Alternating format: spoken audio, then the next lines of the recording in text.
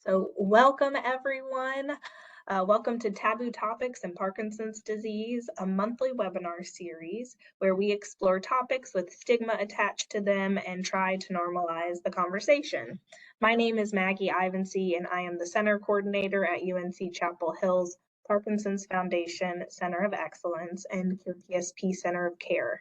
And I'm so glad that you've been able to join us today or are streaming this video at a later time. Before we get started, I have a couple housekeeping items to remind you of that all participants are muted in this webinar format, but we encourage you to use the chat to ask any questions or include any comments. And all of these comments will be anonymous throughout our discussion.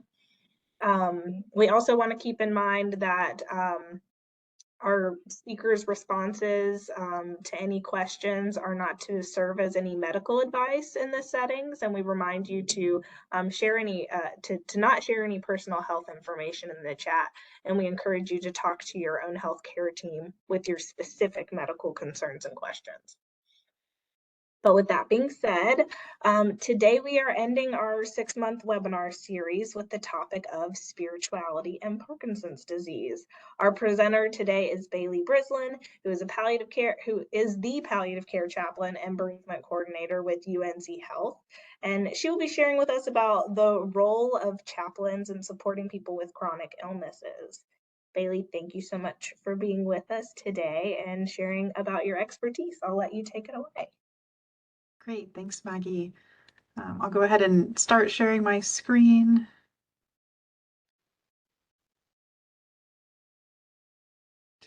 Hopefully y'all are able to see. It looks good.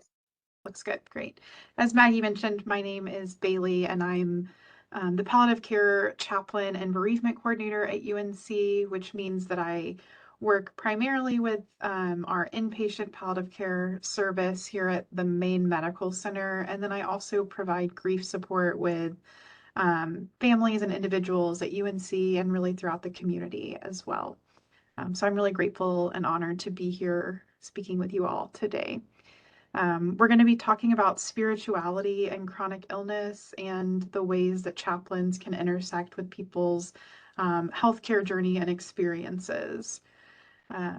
But just to get started, I want to acknowledge that we're probably all joining this afternoon from different places in our lives, and we're each bringing unique things. And I think it can be helpful when talking about a topic that may require more reflection and more of our inner selves to just take a moment to pause. So I'm just going to invite you from wherever it is that you're joining us today to, I know some folks may be working or doing other things, and we're just grateful you're here. But we're just going to take a minute to pause and notice some of what we're bringing into this space. And so if it feels comfortable for you to maybe close your eyes or take a couple of nourishing deep breaths. And really, I think of kind of centering ourselves as taking a minute to just notice and pay attention to what we're bringing into this space right now. That could be physically what you're feeling in your body, or maybe noticing any worries that may be on your mind this afternoon. And as much as you're able, trying not to bring any judgment to the things that you're noticing. As you do, pay attention to what am I feeling and holding right now. Just taking note of those things.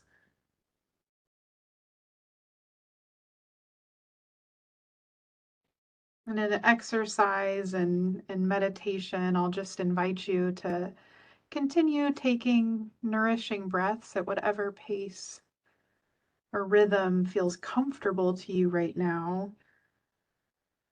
And maybe just identify one thing that you want to draw in for yourself right now, something that you need right now on this day. That might be something like strength or hope or clarity, but really drawing in something that you need for this day. As you continue to take deep breaths, just invite you to release the things that are not serving you right now. That might be something like self-doubt or fear or shame.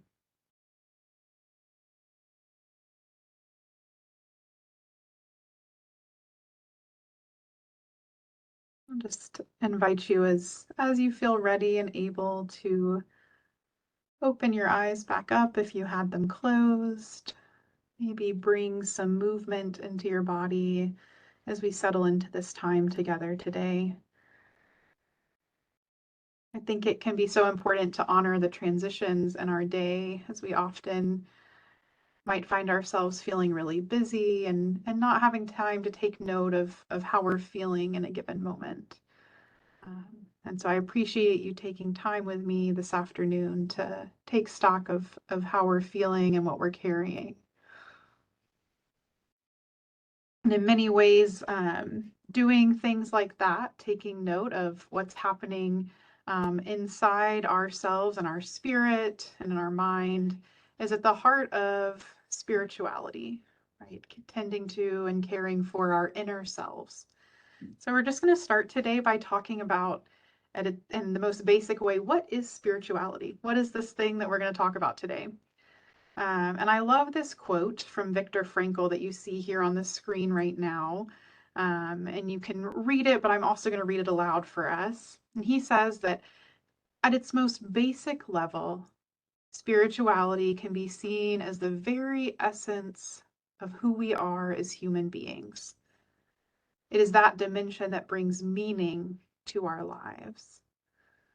I think that this is a really helpful quote and introduction to what spirituality might be described as or how it might be defined, that it's the essence of who we are. It's how we find meaning and connection. And Viktor Frankl, just for some context, was a psychiatrist. He was also a Holocaust survivor. So when he's writing and talking about spirituality and humanity, he's drawing on his experience as a clinician and also his lived experience living through the Holocaust. So there's many ways that people might define spirituality. If you surveyed, 1,000 people, you may get 1,000 variations and unique definitions of what spirituality is. But for our purposes today, I'm thinking of spirituality as the dynamic ways that people search for and express meaning and purpose and connectedness to things beyond themselves and toward themselves. So this might include our relationship with God or the divine, with nature, with other people and communities, and with ourselves. Like Viktor Frankl says, spirituality is the essence of our humanity. And it's important, I think, to touch on when we're talking about and experiencing a chronic illness, because often spirituality is a key factor in how people cope with illness, but it can also contribute to people's experience of pain or distress. I think another thing that can be helpful when we're introducing spirituality is that spirituality is a very dynamic topic and idea. It's not a fixed thing, right? We don't necessarily, you may not today, where you are in your life, define or think about your spirituality the same way you did when you were a young child. And just like that, your spirituality may continue to evolve in the next 6 months to year of your life, because it's a dynamic and changing process and experience. And another thing that I think is helpful is to talk about spirituality as being very related to but distinct from religion. I think oftentimes we can think of religion and spirituality as being the exact same thing. But I often say that I think of religion as one way that people express spirituality. So there's a lot of ways that we embody and express and experience spirituality, and religion is one way that people may do that. But we'll talk today about a number of expressions of spirituality. And as Maggie mentioned before, please feel free as I'm speaking throughout this to place questions or comments in the chat. I hope that this will resonate with you as we talk today. So we're thinking about spirituality, and as a chaplain, my role is to care for the spiritual needs and concerns and help empower and support the spiritual strengths that patients and their family members or care partners are bringing to the table when I meet them. I think this quote from Parker Palmer that I'll read for us speaks well to what it means to provide spiritual care and support. He says that the human soul doesn't want to be advised or fixed or saved. It simply wants to be witnessed, exactly as it is. When we make that kind of deep bow to the soul of a suffering person, our respect reinforces the soul's healing resources, the only resources that can help the sufferer make it through. What I love about what Parker Palmer is saying is that my work as a chaplain is not about fixing or saving, or even often about offering direct advice. Often I think of my role as a chaplain as witnessing and offering company to people as they face whatever life is bringing their way. To offer respect and companionship with folks through whatever you may be experiencing. And I also think about my role is to help empower people towards the resources that are already theirs, right? I think we all have unique spiritual resources or sources of connection and strength. And I think of my role as a chaplain is to help connect you with those things. So when we think about chaplains, you might encounter chaplains in a number of different spaces in your life. And today I'll mostly be speaking about healthcare chaplains, but there are lots of other institutions where you may encounter a chaplain in your life. And this would probably relate most to what you might experience if you meet a chaplain in a healthcare setting like a hospital or a clinic or something like that. But chaplains are professionals who provide emotional and spiritual coping support with patients and family and the staff of all faiths, religions, and spiritual traditions. We also support those who may claim no faith or religious or spiritual tradition as well. So chaplains are really part of the care team, right? If we think of the people who are caring for you as this interdisciplinary group of professionals who are coming to care for your whole person, right? Body, mind, and spirit. Chaplains are a part of your care team. And so we think of ourselves as being, looped into that part of how are we caring for someone and being a part of the care plan to address the spiritual needs of each individual. I also always just love to mention that, chaplains are here to support folks at every stage of illness and diagnosis. It's often, I think if you think about movies or TV shows where you may have seen a chaplain come into a room, it's oftentimes right after maybe someone has died. And the chaplain might be coming to give difficult news or information. And in a lot of ways, that's actually more of a myth. That's probably more so how we'd be characterized in like media or pop culture. But we truly journey with folks from every stage. We are there when folks are diagnosed with a new illness, and then we support people through the changes that come along the way.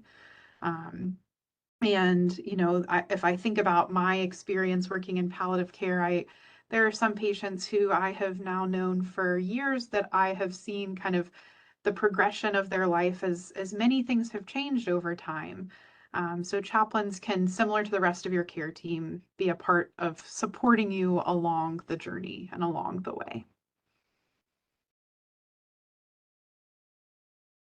So how do chaplains support? What would a chaplain do to support you if you were to meet a chaplain or ask to have a chaplain as part of your care team? This is kind of a long bulleted list, and I'm just going to kind of highlight some of the ways that a chaplain may support you. But I'll also say that this list is not exhaustive, right? There are maybe other ways that a chaplain would support you, but these are some of the highlights. So while chaplains are not only supporting people at the time of death, we do a lot of support with folks who may be facing the end of their life. And some of the things that we help with is facilitating closure with people. Oftentimes that might look like supporting patients and family members as they say the things that feel important to be said. Oftentimes that might sound like saying things like, I love you, I'm sorry, please forgive me, thank you, saying the things that matter to the people who matter. That might also be helping to journey with folks as they make plans or arrangements for services after a death. Those are ways that we can help at the end of life.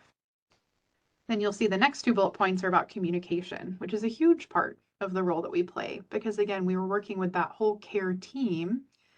And as chaplains, we are there to support the patient, but we're also there to support the family members and care partners that are journeying with our patients. And so that means that there may be times when we are helping facilitate communication between a patient and a caregiver or a support person. You know, one of the things that is we often, see when we're visiting with folks is that when we love someone, we often want to try to protect them. And so it can be hard to have difficult conversations about the things that we're thinking or feeling because we're worried about how our family member may respond or someone we love may respond to that. And so sometimes as chaplains, because we're getting to know the patient and the people who are supporting them, we may realize that there's sort of an elephant in the room or there's people are having a hard time coming together. And so we can help facilitate communication because it's very natural to want to protect the people that we love and care for from difficult and hard feelings. And often what I recognize is that after people do come together, they feel less alone with whatever it is that is coming up for them. Some of the other things we can help with is life review and storytelling, active and empathic listening. Those are things of helping people connect with their own experiences and stories and exploring with them, how they're experiencing the current moment. Asking guided questions. Sometimes, it helps to have an outside party, a third person to come into a space and help you explore your story in ways that maybe you haven't done before. So those are a couple of the things that we do. Another thing I'll just mention is that when I'm coming into, a patient's room or meeting a family and a patient for the first time, there are different spiritual needs for each individual, right? When I'm meeting a patient and the people who are supporting them, I don't assume that everyone in the room is experiencing the situation in the exact same way, right? There's distinct spiritual needs and concerns for patients that may feel very different than the needs and concerns of the people who are supporting a patient. So just some of the other things that a chaplain may do to support you is normalizing emotions. I think a lot of times when we're experiencing something new or scary in our lives, we may wonder is this a normal thing to be feeling? I don't know if this is how often I hear people talk about, is this how I should be feeling? And so part of the emotional piece of support that we can do is help normalize the experiences that are coming up for people. Chaplains are also trained in crisis intervention. And so in the hospital, when there is an unexpected event or a crisis, we're often there to support all of the people involved.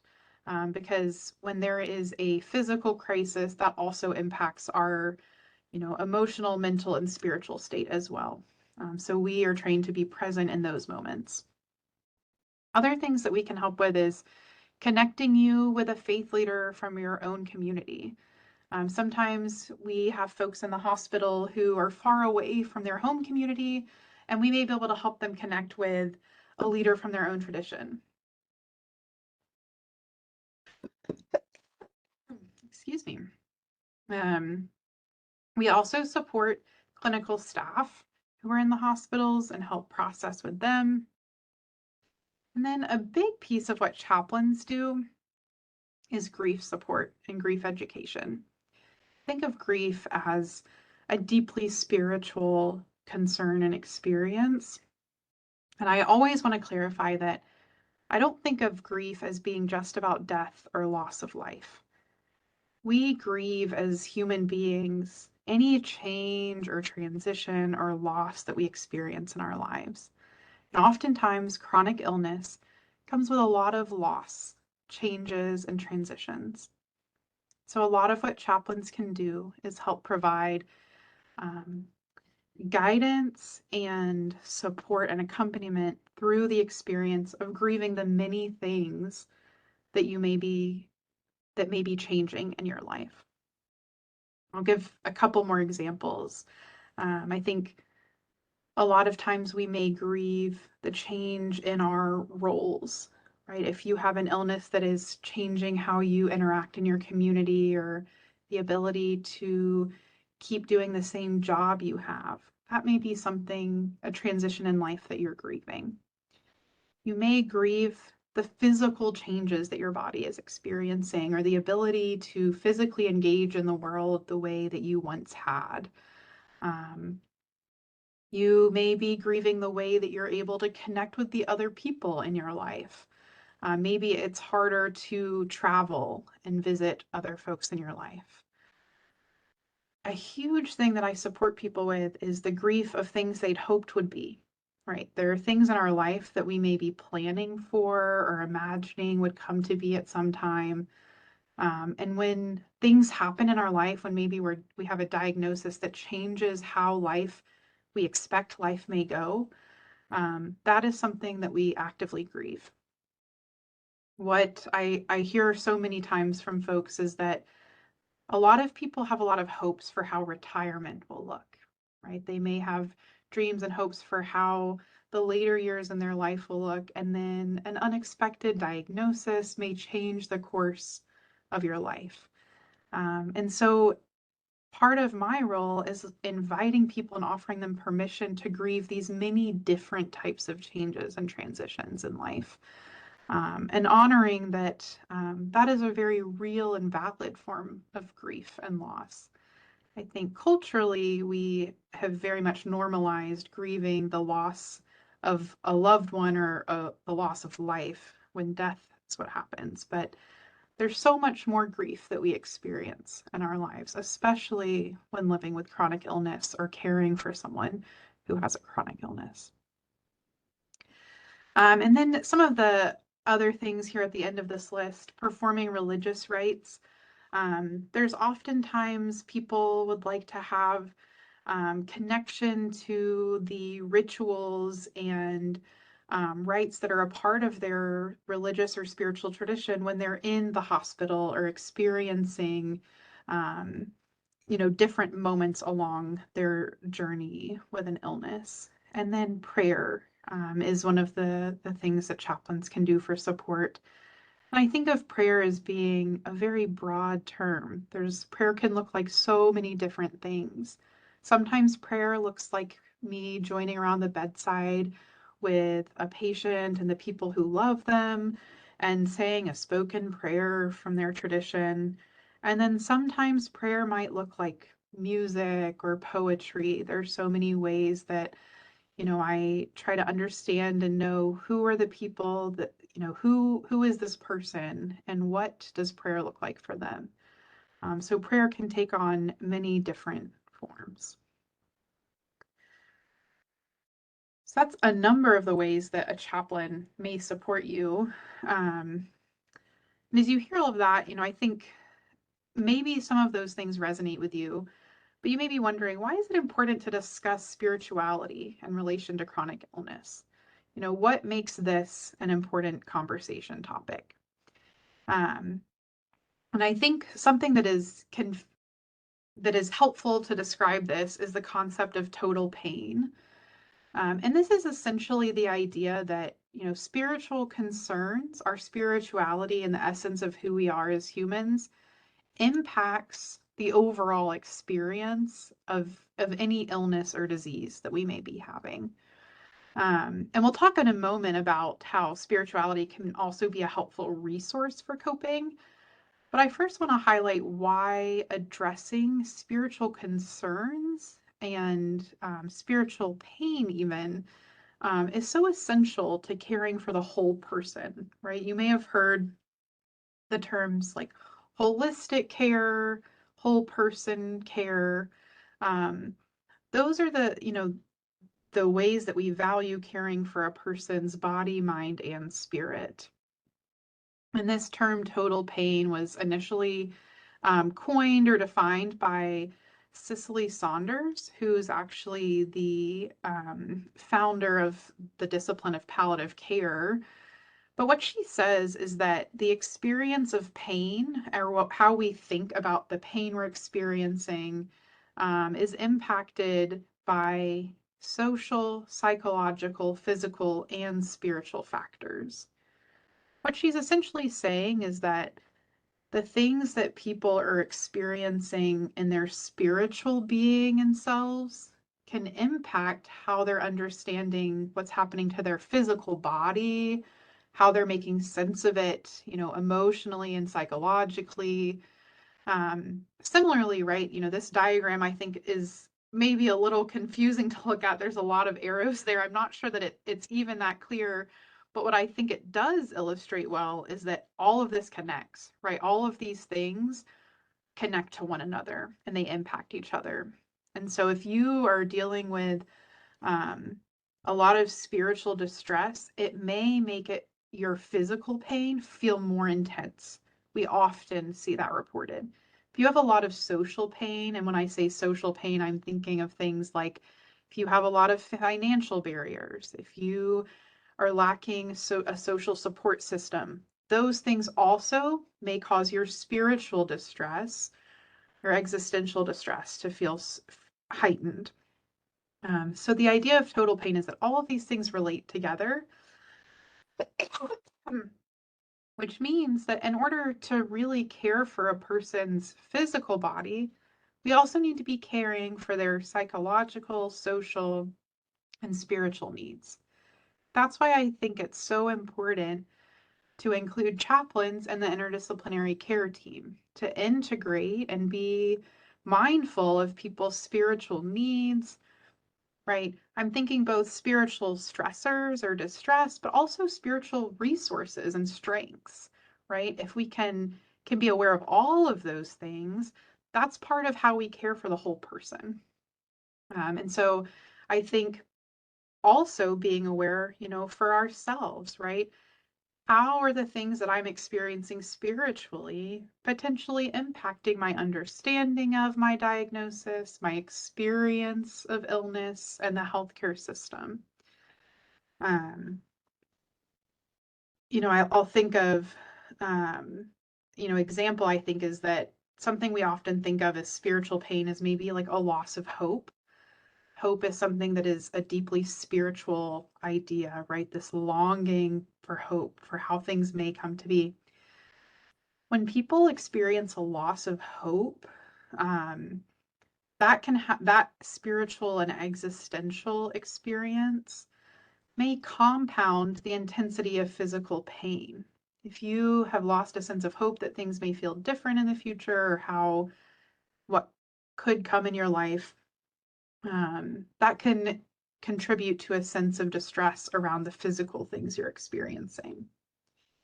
I touched some on, a little bit of the social factors, but to hone in and specifically on, what constitutes spiritual pain or spiritual distress, what are kind of those spiritual questions of life? I think of that as, people may experience a loss of or a questioning of their faith after a new diagnosis, or especially when you have a chronic illness and you may be living with this for many years. that may change the relationship you have to your spiritual life or your faith or religion over time. Grief, like I've already mentioned, is a huge part of our spiritual lives. Fear of the unknown and uncertainty, I think, is a really big one. Another one is maybe that you have a changing ability to participate in a faith or spiritual community. Maybe it's harder to attend a service or be as active in a faith community that you have been. And again, there may be grief associated with the changing relationship to your faith or spiritual community. I often talk with and process with people how it feels like the things that you once felt most supported by and connected to, maybe something like prayer, maybe those things aren't resonating in the same way they used to, and you're longing to reconnect with your spiritual identity and your faith and to find a source of connection and strength from it in the same way you have known in the past. Those are all things that are kind of in the spiritual realm when people are dealing with chronic illness. And those are the kind of things that a chaplain may address and support people with.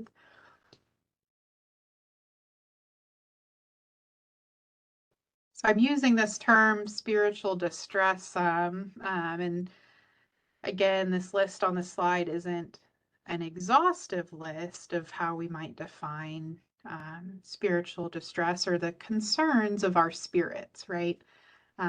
Sometimes distress can be, may not be the way that we would think about this, but these are the kind of things that are related to our spiritual being. The first category or theme is a need for meaning in the face of suffering. Many people report longing to find meaning or understanding or to make meaning out of experiences in their life. The next one you see here is the need for integrity, a legacy, and generativity. As humans, we are very driven by our connection to ourselves, right, and to the people in our lives, and being able to generate memories. And when you think about our legacy, that's like the impact that we're leaving maybe on the world, how people think about who we are. And I'm not just thinking about this after we die, right? How are we living here and now, and how is that impacting the sense, our own sense of identity, and how people think about who we are, right? And a chronic illness, in many ways, relates to people's sense of identity and how we think about who am I, and what are the things that make up who I am and how I'm connecting with the world. Another thing is concerns about relationships, right? That could be, relationship to self, relationship to others, relationship to God or a divine presence in your life.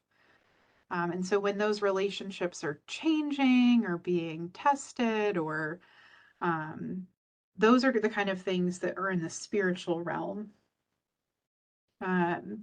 Another big concern for folks that is the concern or fear about death or dying. This is one that, people who are living before or without a chronic illness also experience fear of death or death anxiety. But many people after being diagnosed with a serious or chronic illness report thinking more often about death or dying than they have before. And so this is a part that kind of gets into that existential domain, right? Of what is kind of beyond this world, or how am I finding making sense of things. That's something as well that chaplains support people with, and that is really part of the essence of our spiritual lives. Oftentimes people turn to their spirituality as sort of the meaning-making system that helps guide what they understand both living and dying or death or the afterlife to be about. And then the last one on here is issues related to making decisions about treatment.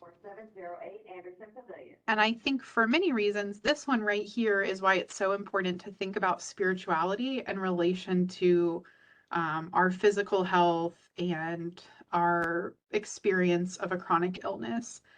Because oftentimes how we understand ourselves or how we make meaning in the world or what we value and what makes us who we are is going to impact our understanding of a diagnosis or illness.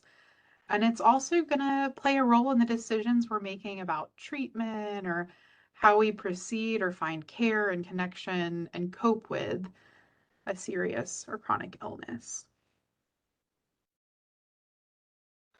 So next, I just want to talk a little bit about, these are kind of, what we've been talking about so far with these themes is may feel a little nuanced, but just to zoom in a little bit, what might these actually look or sound like in real life? Maybe for yourself or for someone else in your life.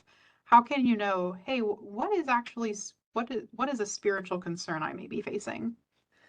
So these things here, these are some of the ways that spiritual concerns, this is what it may sound like in your life. These are some of the things that we often hear that are, when these things come up, that for me tells me that this person may be experiencing some sort of spiritual distress. One of those is, I feel really lonely, right? I think loneliness is not only experienced in isolation. And so when people are feeling lonely, that might tell me that they're struggling to connect with a higher power or the people around them. And there might be something lying underneath that, right? Some sort of distress that's contributing to their loneliness that is spiritual in nature. This idea that no one understands what I'm going through. Again, when people feel like that often makes them feel really lonely. I think of that as a sign that maybe someone's experiencing existential distress, which is kind of a really big word to say that, we're having personal identity concerns, we're feeling a sense of hopelessness or meaninglessness. And there's a lot of overlap between existential concerns and spiritual concerns, even though they are distinct things. Another sign would be, I feel afraid of what will happen in the future, right? That piece of uncertainty of what's to come. And when we're facing, feeling fear or uncertainty about the future, what are we holding on to? What are we turning to help ground us through that fear? A huge one. I feel angry because of what I'm going through. Another one is that my life has no purpose, right? When you're experiencing significant changes in your life, transitions, there may be a changing sense of identity and purpose. And when you're trying to find new ways to connect in life, it can make people feel like they're not connected to a sense of purpose. Another big thing is I feel guilty. Feelings of guilt and shame, and a longing to make amends in their life. That is a sign of spiritual distress, that something is disturbed within your mind and your spirit. And when I explore feelings of guilt with people, more often than not, what I recognize is that it's often most difficult to forgive ourselves or to make amends and reconcile within our own spirits, maybe than it is to seek forgiveness from an outside power or, deity, to seek forgiveness and amends from the people in our life. And then this last one, this is maybe one of the biggest questions that I think connects to the spiritual domain in our life. It's why questions. Why is this happening to me? That is a question that I think so often can be one of the most painful questions we face in life, because it's the question we often do not get a clear answer to. There's usually not someone in our life who can give us a very clear and distinct answer to the why questions. And so we begin looking beyond kind of the physical and tangible realm, right? These are the why questions that go beyond what science and medicine can tell us. We're looking to make sense of things that sometimes can't be made sense of. And that is, a spirituality is part of what guides how people respond to and where they seek answers for that question. When you ask that question, who you're turning to or asking that question to, that's also often dictated by people's spiritual life and their expression of spirituality. So though, and again, I want to say that maybe none of those statements resonate with you. These are just some of the things that people may experience as signs of spiritual distress. And I also want to emphasize that, these may be things that a person living with a chronic illness would feel and experience. But these may also relate to the experiences of care partners and caregivers, right? Highlighting that kind of each person is going to have unique responses and reactions, and there may be different spiritual needs and concerns for each person. We've talked a lot about kind of what are the stressors relating to spirituality, but I think it's also really important to highlight that spirituality is deeply connected to people's overall well-being, right? When we are able to engage with spiritual resources and sources of strength, that is directly correlated with the experience of being able to cope in the face of chronic illness. And I think part of that is that personal beliefs can affect our quality of life by giving a structure to an experience. Personal beliefs or, our spirituality can help us ascribe meaning to whatever we're experiencing in life. It can offer a source of comfort. And then also a sense of security or a sense of belonging, right? Oftentimes people's spirituality is connected to their family, right? Your idea of your spirituality or how you connect to spirituality may be informed by the spiritual life of your family growing up. And so calling back to the spiritual resources in your life may be very comforting because it helps you feel connected to the people in your life who care about you and love you. And I think, if spiritual distress and pain is derived from a sense of yearning and longing or a search for inner peace, our spiritual resources are things that may help us to connect to or feel that sense of peace that we're longing for.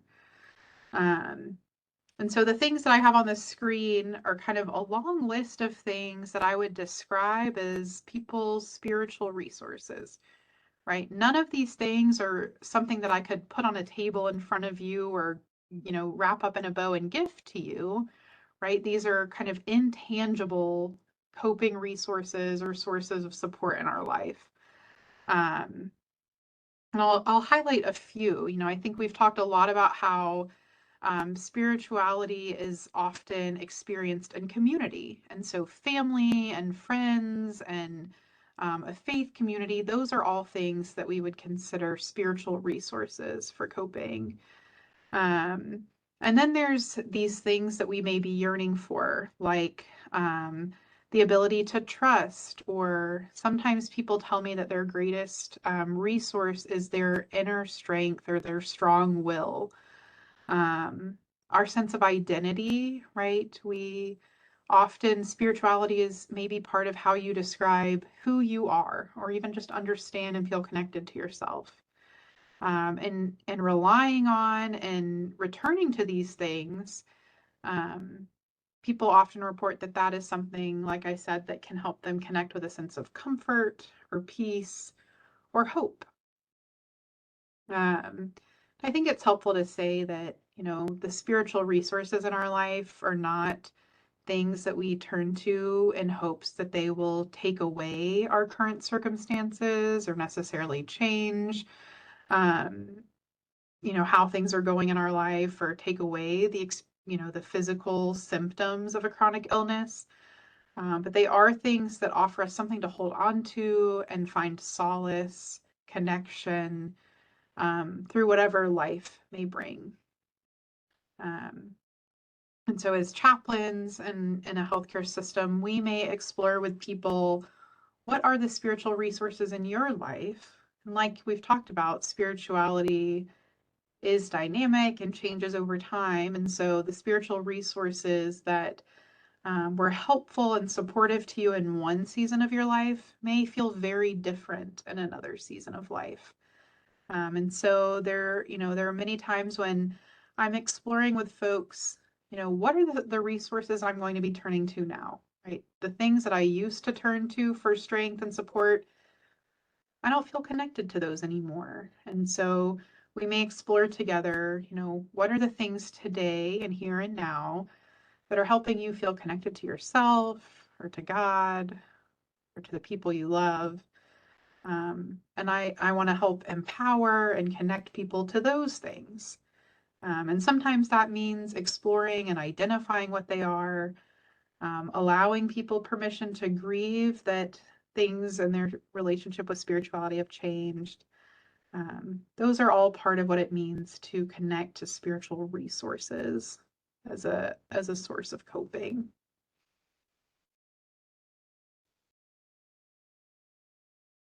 Now I've got a slide up here as a spirituality self-assessment. Because I think sometimes, this can all feel a little hard to make personal when we're talking and kind of talking through what spirituality is, right? But part of that is that spirituality is so unique and different, right? If I, spoke to, 100 people today, I would get different answers to all four of these questions.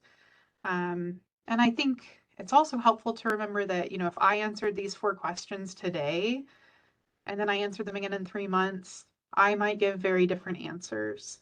And so I always encourage people, I think it's very valuable to check in with ourselves, to notice or, bring curiosity to what our spirituality looks like as life changes, as life and time moves on. And so I'll just read through these questions that I have up here, and there's others, that other questions I could ask, but I think these are a good place to start. The first one is just, how would you describe your spirituality? When you hear spirituality, what comes to mind for you? Second one is, what gives you strength?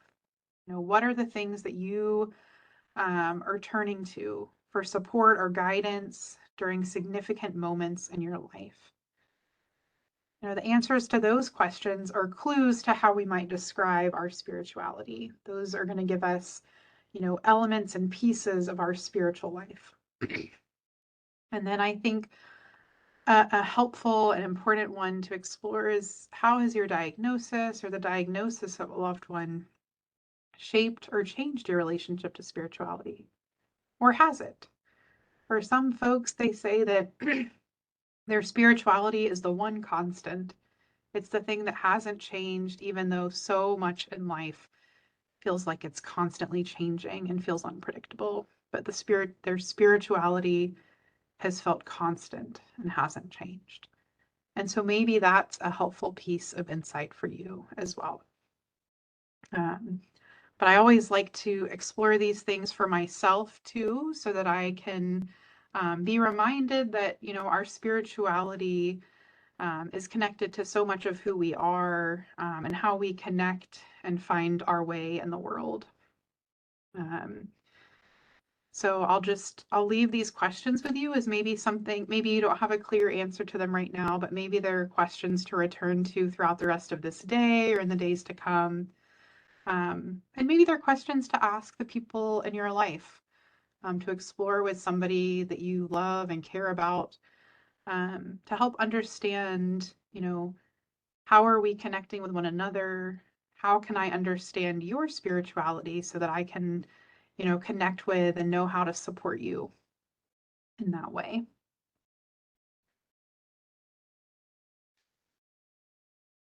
So that is what I have for you today, but I'm hopeful that folks may have some questions, and Maggie, you may have some as well. You thank you so much, Bailey. Really appreciated you sharing all of that information with us today. I will encourage you, if there are things that are resonating with you from Bailey's presentation, you can include them in the chat. If there are any questions, um, uh, please place them in the chat. Like I said at the very beginning, we can do this all anonymously. I think you can even chat directly to me or directly to Bailey if you would like, and we can answer those questions. But as you might be typing out your responses, typing out some questions for us, I do have a couple in mind. And one of the questions I get sometimes, if I am referring to a chaplain or if people are asking me about chaplains is, could you share how someone becomes a chaplain? Like what's that process like? Yeah, that's a good question, Maggie. So chaplains, like I mentioned, as chaplains, we support people of all traditions. And so you may meet chaplains that represent a variety of different faith or spiritual backgrounds. Um, and in healthcare chaplaincy, you're often working with a board certified chaplain, which means that they are licensed by the Association of Professional Chaplains, which is our national certifying body, to do the work of professional clinical chaplaincy. And to become a chaplain, what that means is that you have a master's degree in a related field. For example, I have a Master of Divinity, and you've done clinical training, what is called clinical pastoral education, which is a mixture of sort of classroom type learning and on the ground clinical work in a hospital or other healthcare setting, learning about the patient and family care.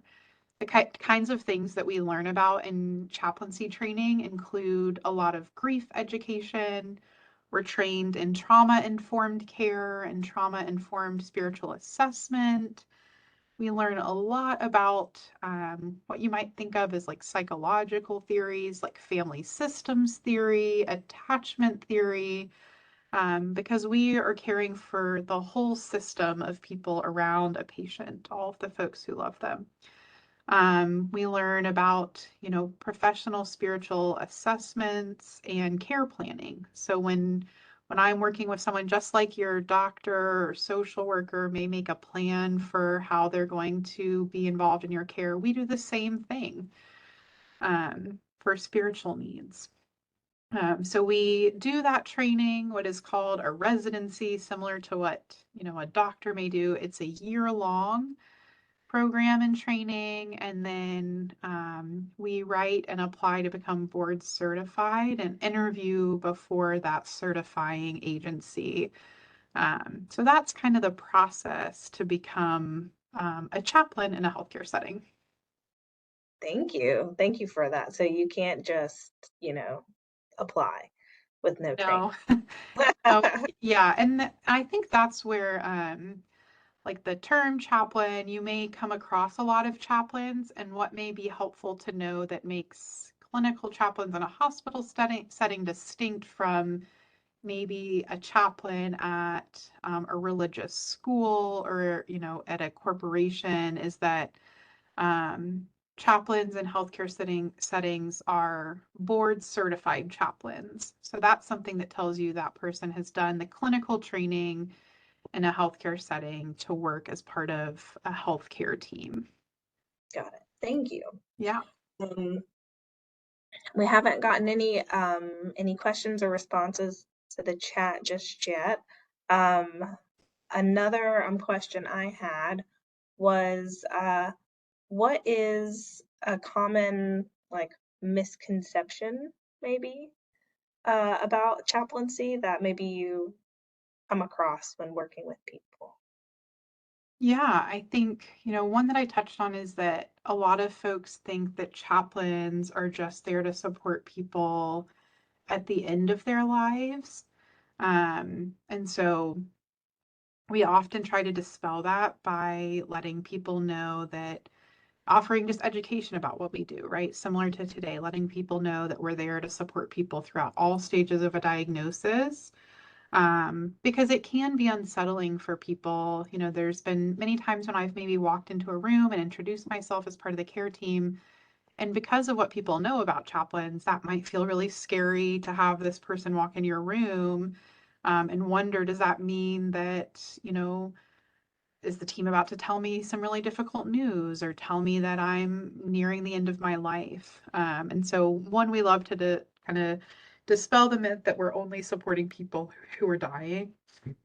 Another myth, I think, is that, we're only there to pray with patients or do specifically religious things in supporting people.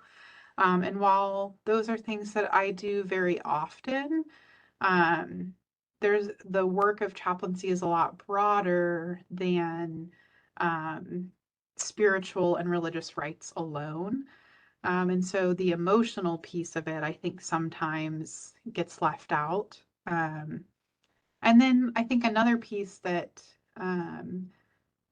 is sometimes forgotten is that chaplains or support people for patients, their family and caregivers, and for staff. So we aren't just there to support patients. Sometimes I will come into a space and the family members or support people in the room may feel like they need to leave to give the patient private time with a chaplain. And if that's what the family or the patient requests, we will certainly honor that. And I always hope people will know that chaplains are a resource for um, every person surrounding the patient. Yeah, I think that's a good reminder that that chaplains or others on the interdisciplinary team are there to support family members as well. Yeah, yeah. Um, yeah, go ahead. Oh, I was going to say another thing that I think is helpful that sometimes people ask about when they're meeting with a chaplain, and knowing that we're part of the interdisciplinary team is kind of this question about, you know, is what I'm sharing with you, is that going to be held in confidence? Mm, And are you telling the things that I'm telling you about kind of my spiritual life and concerns? Are you going to be telling that to all the other people that are taking care of me? oh, And so, what I always tell folks is that I'm here to be an advocate for you and with you. And if you are sharing things with me that I think might be helpful for your care team to know, I'm going to ask your permission to talk with them about those things. Um, I also think there's a lot of ways that if you're giving me permission to share, a detail or something about, your story and how it may be relating to the care you're receiving, I'm not going to tell all the details and story that you've shared with me. There's a way to update the team with just the pertinent information that you've allowed me to share. And the only kind of exception to that is if you're sharing with me that you are concerned about harming yourself or somebody else, or that you have yourself been harmed by someone in your life. And I would want to, at that time, talk with you and partner with you to see if we could find a way forward to get you the help and support that you or the people in your life need in that case. thank you for highlighting that. I think that is significant about the confidentiality and privacy and overall respect for the patient's story. Right, right. Yeah.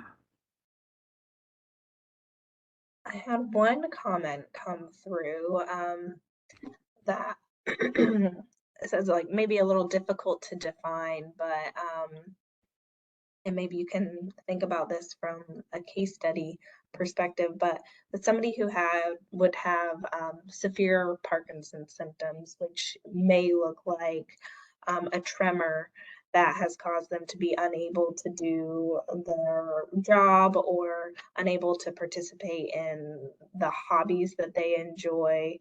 Many times, people share with me hobbies like woodworking or things that get them out in nature or things that take very fine motor skills to do.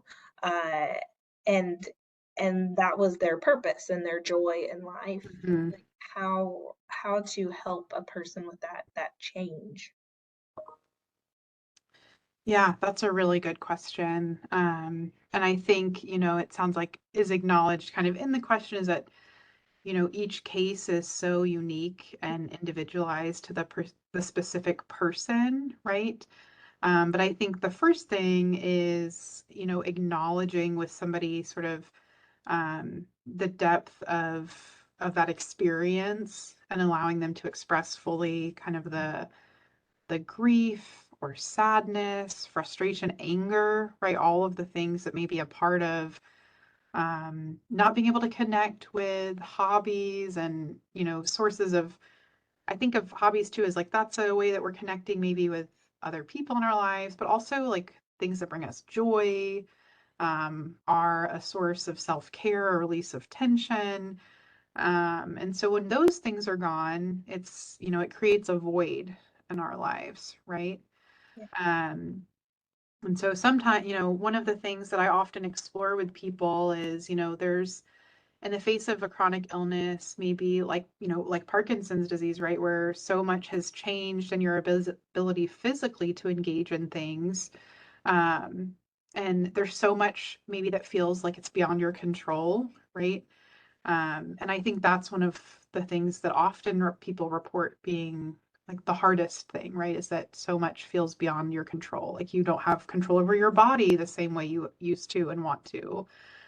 You don't have control over maybe the time that you're spending. Maybe you are not able to be as independent as you wanted to be, Mhm. or have been used to being. And so one, I think, is permission to grieving what is changing, right? Allowing people to fully engage that, exploring there's so much that we can't control here, right? We can't control maybe that you have Parkinson's and that these things are happening.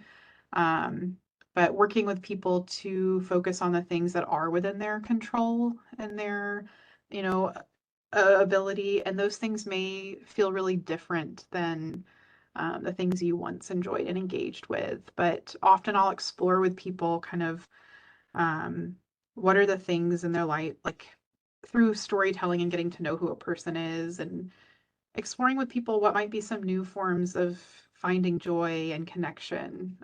It may not look like woodworking or hiking anymore. Um, and I'm thinking of one example with a patient I worked with who um, was a writer and she wasn't able to physically write anymore. And so the loss of not being able to write stories and poetry anymore was really painful. And I worked together with her partner and family, and she became a storyteller, which was a really different craft to her. It didn't feel the exact same. I didn't want to, tell her family this is a direct replacement for writing, right? Because it wasn't. But it was a new thing for her to explore, using technology to record stories and tell stories for her family rather than writing. So some of it is about creativity, curiosity, and exploring things, and certainly not wanting to dismiss the pain that is part of being in that place. Yeah. Thank you for sharing that example. I think that will really resonates with many people who have Parkinson's. We received another question, wondering perhaps that shares And I think we can kind of share the response on this one, but how normal is it to feel like you've wasted your life away after learning that you have Parkinson's? Mm, I I want to validate that. I think that as you've heard throughout this presentation, that it is normal to feel this grief that Bailey has like shared about, grief of what you hoped the future would hold. And I think that the answer that Bailey just shared about kind of redefining what that future looks like for you, and that your life before Parkinson's wasn't a waste, but it's going to look different. And so it's a new definition, it's a new way of thinking about things, and that's not a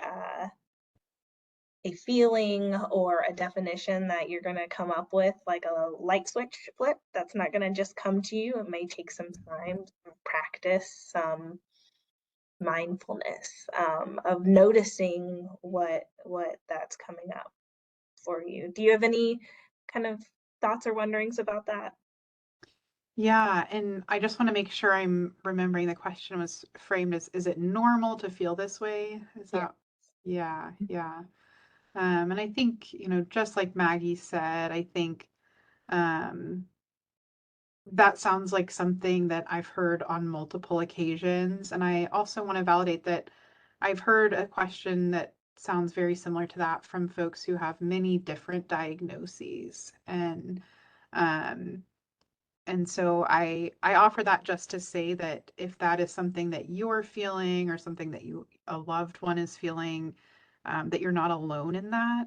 And I think sometimes um, normalizing the question that's kind of coming up is just about, recognizing that other folks who are facing or have a serious illness have also wrestled with maybe the same question.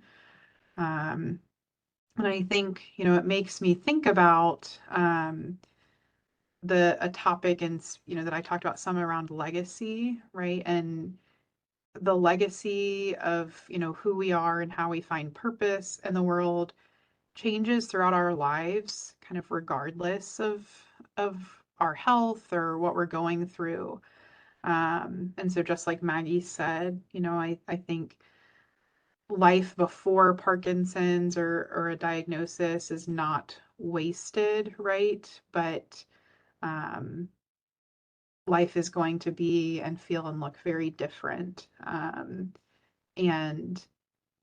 often that might mean, what are the places of connection and purpose in spite of and in light of the changes that Parkinson's brings in life. And I think being able to, honor the life that took place before a diagnosis, and maybe capturing pieces of that, whether that's in stories or in photographs, and bringing and honoring to the different, seasons of our lives. Yeah. Thank you, Bailey. A couple of things that you said that I just wanted to repeat or remember, and so I'm gonna bring them up again. Is you talked about, and I think this is really resonates for many people with Parkinson's who I talk to, is just the uncertainty about the future. I think that's come up with a few of these questions and comments. And then you said, like, what are we turning to help to for grounding? And I think that is a good thing to think about, especially with the spiritual assessment questions that you left us with.